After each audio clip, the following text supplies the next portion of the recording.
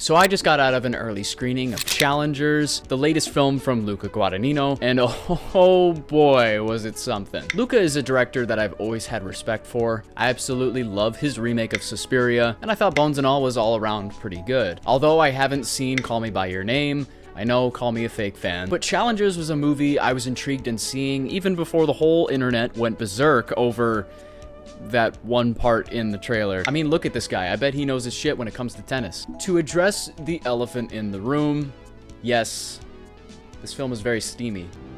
Ain't that swell? Despite not even that many explicit moments happening on or even off screen. The love triangle between Zendaya, Mike Feist, and Josh O'Connor was really...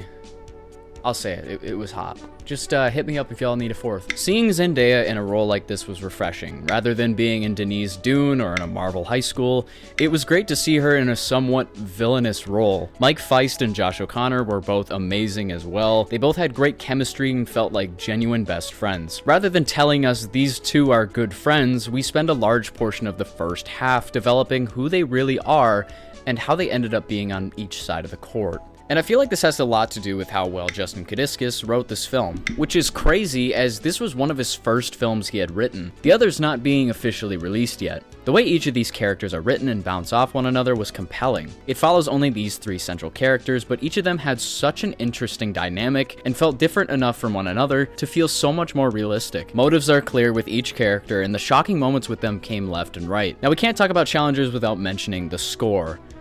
Oh my god, that score. As soon as Trent Reznor and Atticus Ross's names appeared on screen, I audibly said, oh, of course. Because their work on The Social Network, Mank, and Gone Girl is so insanely good. The score in Challengers drives the pacing very quickly and made scenes that could feel slow on paper feel like driving 200 miles per hour down a road. While I'm on the topic of pacing, this film has an interesting way of presenting information. I didn't really know the plot going in, so I was piecing everything together as it went along. The way this film unfolds is by starting us in the year 2019 and then jumping back 13 years earlier, then back to 2019, and then 12 years earlier, and so on. At first, certain things were a little confusing to me.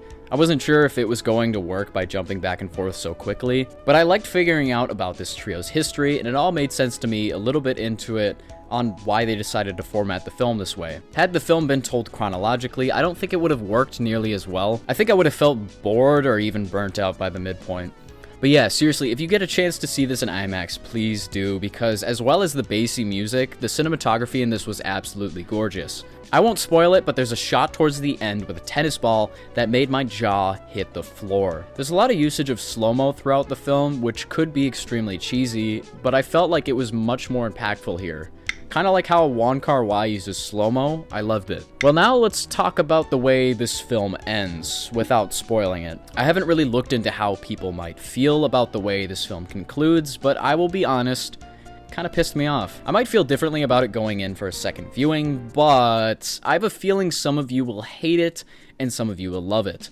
Looking back, it might as well have ended this way, but I won't lie, it felt a little cheesy. Shockingly, this is about the only really nitpick I have towards Challengers, because everything else is just so damn impressive filmmaking-wise, and I had an absolute blast watching it.